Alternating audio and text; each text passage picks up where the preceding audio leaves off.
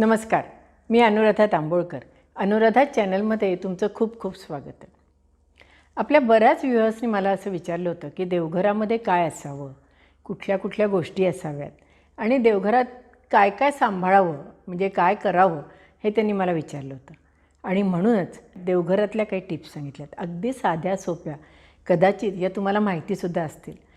असे आपले अनेक व्ह्युअर्स आहेत की जे नवीन लग्न झालेले आहेत, त्यांना या गोष्टी माहिती नाही आहेत, परदेशात आहेत आणि त्यांना या गोष्टी जाणून घ्यायची खूप इच्छा आहे.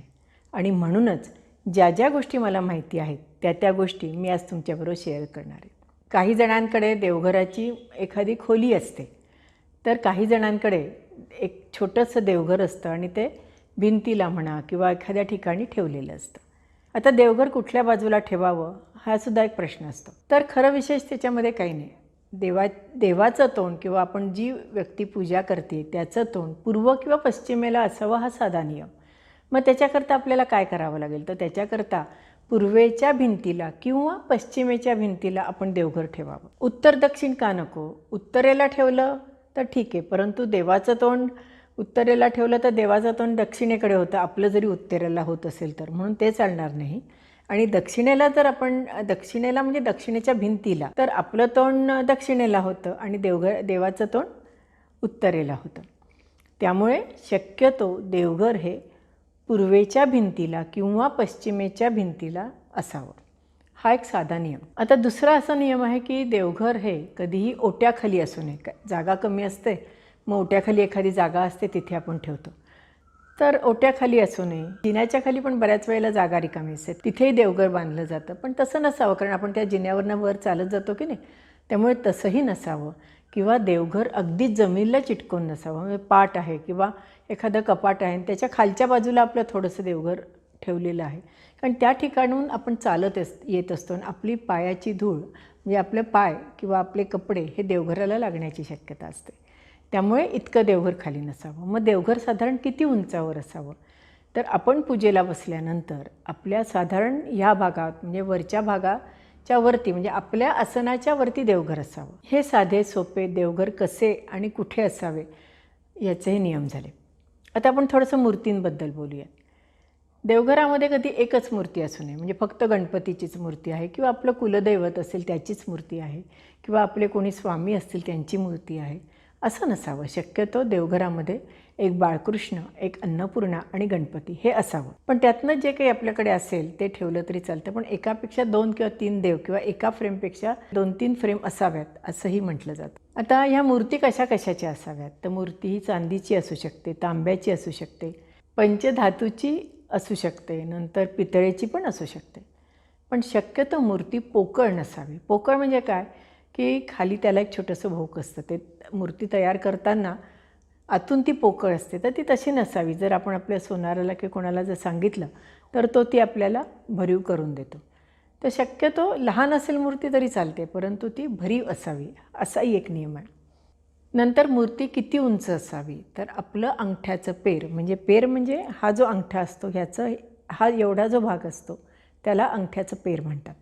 तर आपल्या अंगठ्याच्या पेरा एवढी तरी असावी किंवा विदभर, म्हणजे ही जी आत्ता मी दाखवते एवढी विदभर एवढी मोठी असावी. याच्याहून फार मोठी नसावी किंवा पेराच्यापेक्षा लहानही नसावी. बऱ्याच वेळेला आपण तीर्थक्षेत्री जातो, म्हणजे गाणगापूर आहे, पंढरपूर आहे, तुळजापूर आहे. मग अशा वेळेला आपल्याला काय होतं, देवाचं दर्शन वगैरे घेतल्यानंतर आजूबाजूला खूप दुकानं असतात, तिथला एखादी मूर्ती घ्यावी अशी आपल्याला खूप इच्छा होते आणि आपण त्या घेऊनही येतो. परंतु नेहमी एक लक्षात ठेवावं की ती आपल्याकडे जर तशी मूर्ती असेल तर एकाला 2 अशा उगीचच देवघरामध्ये जशा एक मूर्ती नसावी तशी जास्त मूर्ती पण देवघरात नसाव्या. त्यामुळे खरंच जर आपल्याकडे मूर्ती आणायची असेल तर ती आपल्याकडे आहे का, तिची आपल्याकडनं नीट सेवा होणार असेल तर मूर्ती जरूर आणावी. पण नाहीतर उगीच आणून ती मग कुठेतरी कोपऱ्यात पडली आहे वगैरे असं करू नये. तसंच भंगलेल्या ज्या मूर्ती असतात, काही काही वेळेला असं होतं एखादी फ्रेम हातातनं चुकून पडते, काच फुटते किंवा त्या फ्रेमचा तुकडा जातो, तर अशा मूर्ती किंवा एखादा गणपती असतो किंवा एखादे टाक असतात देवघरामध्ये बऱ्याच जणांकडे, ते झिजले जातात. अशा वेळेला अशा गोष्टी पण ठेवू नये, त्या बाजूला ठेवाव्यात, त्याच्यात भर घालून पुन्हा आपण नवीन आणाव्यात. जर दुरुस्त करण्यासारख्या नसतील तर त्याचं विसर्जन करावं आणि मग ज्या आपण नवीन मूर्ती आणू त्याची प्राणप्रतिष्ठा करून मग त्या देवघरात ठेवल्या पाहिजे. हे झालं मूर्तीबद्दल. नंतर आपण आता फुलं, पत्री आणि फळं बघूयात. फुलं, फळं आणि पत्री म्हटली की ज्या वेळेला आपण देवाला वाहतो त्यावेळेला फुलं म्हणा किंवा फळं म्हणा किंवा पत्री म्हणजे झाडाची पानं, ती झाडाला जशीच आलेली असतात, म्हणजे देठ वरती असतं आणि खाली पान असतं किंवा खाली फळ असतं किंवा फूल असतं, त्या पद्धतीनेच आपण ती देवाला व्हायची असतात. म्हणजे फुलाचं देठ किंवा फळाचं देठ किंवा पानाचं देठ हे देवाच्या बाजूला असलं पाहिजे.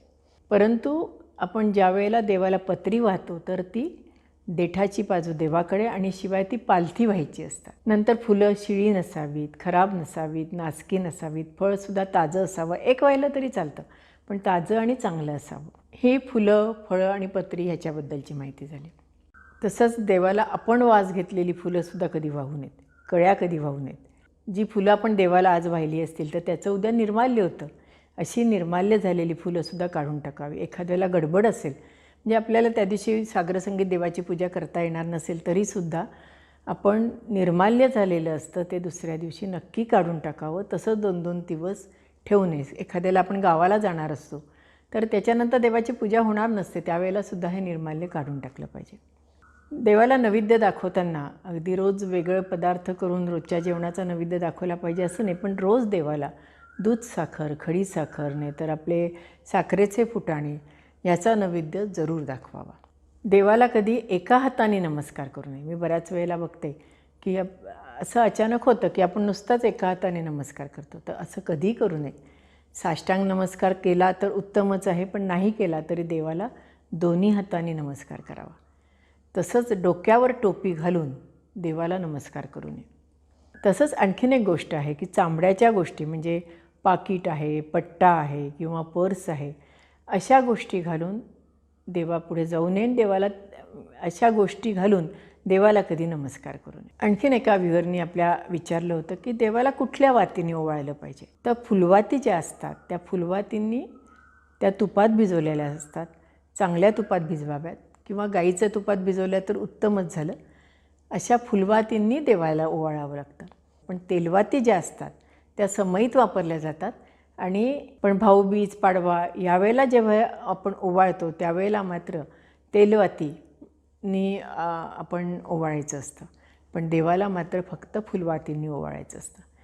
फुलवाती, तेलवाती या कशा करायच्या याचा एक वेगळा आपण व्हिडिओ केला आहे, तो नक्की जरूर बघा, कारण त्याच्यामध्ये आपण वाती कशा करायच्या, त्या भिजवायच्या कशा याची अगदी सविस्तर माहिती दिली. अशा ह्या काही गोष्टी ज्या मला आठवल्या त्या मी तुम्हाला सांगितल्या.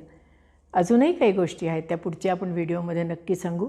आणि तुम्हाला जर अजून काही शंका असतील तर त्या नक्की मला विचारा. ह्या ज्या सगळ्या मी देवाधर्माच्या किंवा ह्या ज्या गोष्टी सांगते या मला माझ्या आईवडिलांकडनं, सासूसासऱ्यांकडनं किंवा आमचे जे गुरुजी उपाध्ये होते त्यांच्याकडून ज्या समजल्या होत्या, त्यांनी वेळोवेळी पूजेच्या वेळेला मला ज्या सांगितल्या होत्या त्या मी तुम्हाला सांगते. तरीसुद्धा आपल्या घरामध्ये मोठी माणसं असतात, त्यांना विचारून आपल्या परंपरेप्रमाणे आपल्या देवघरात काही सुधारणा केल्या किंवा त्याप्रमाणे आपण वागलं.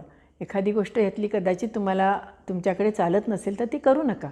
घरातल्या वडीलधाऱ्यांना विचारून, तुमच्या गुरुजींना विचारून ज्या गोष्टी आपल्या देवघरात करायच्या त्या जरूर करा. कसा वाटला आजचा व्हिडिओ? लाईक करा, शेअर करा आणि सबस्क्राईब करा. आणि हो, बेल आयकॉनला दाबायला विसरू नका. धन्यवाद.